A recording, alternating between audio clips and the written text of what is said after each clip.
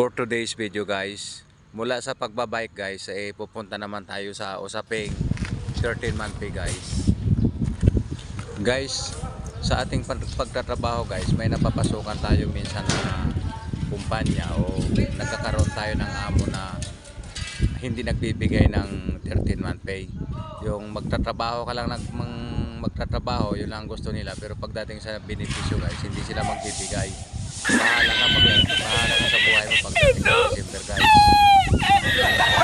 Para sa akin guys, yung mga ganyang klaseng employer o boss, hindi tinotolerate yan, hindi pwede na ipagsawalang bahala yung ating mga karapatan na naayon sa batas.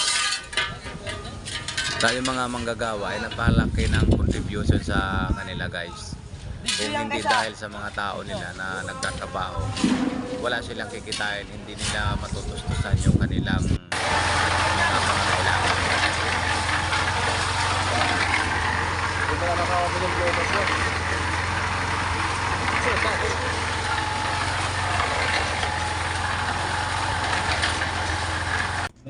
Kaya mong pinulot-pulot na panali, oh. Kaya wala tayong 13 month kasi ganyan yan, oh, panali.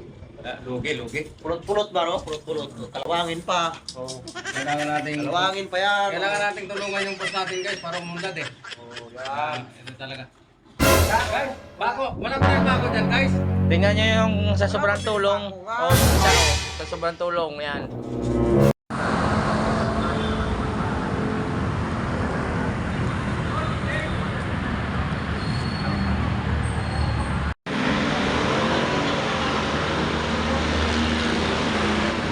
Ito guys ang opisina ngayon ng NLRC guys, dito sa malapit sa may Delta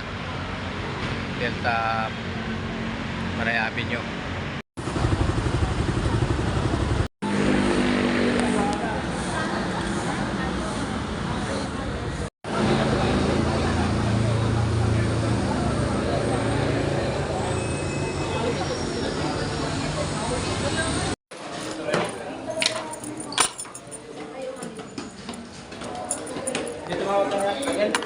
Si Juan Pinson.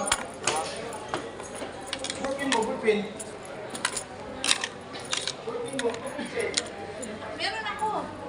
Tapos mag-file ng kaso sa NLRC, punta ka dito sa bibigay sa iyo ng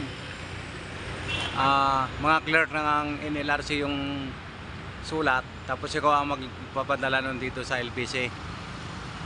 Pagkatapos mo na maihulog din sa LBC, kailangan wag mong kalimutan yung resibo para ma-attach doon sa attachment copy. Magpapatunay na na-receive nila yung sulat na pinadala mo.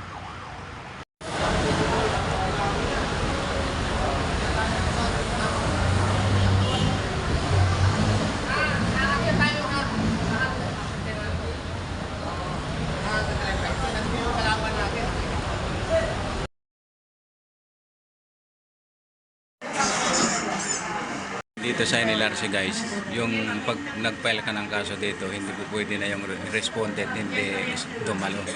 Kasi malaking problema yung kakaharapin nila guys pag hindi sila dumalo sa bawat hearing na ipapadala ng NLRC.